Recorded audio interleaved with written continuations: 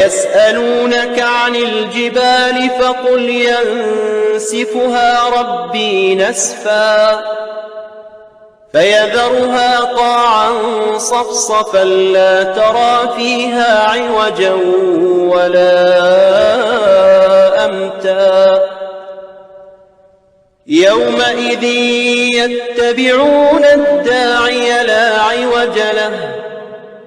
وخشعت الأصوات للرحمن فلا تسمع إلا همسا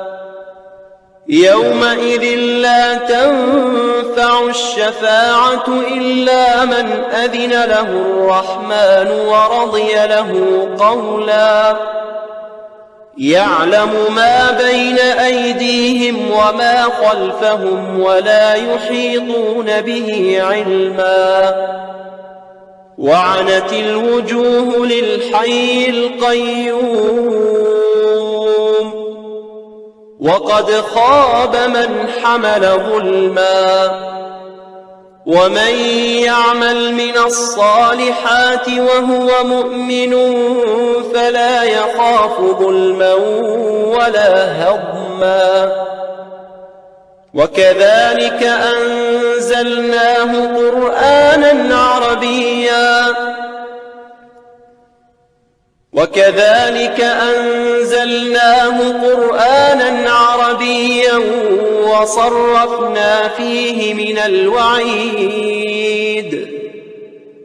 وصرفنا فيه من الوعيد لعلهم يتقون أو يحدث لهم ذكرا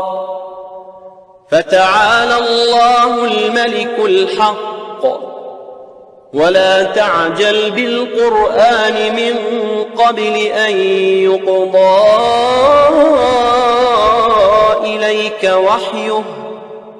وقل رب زدني علما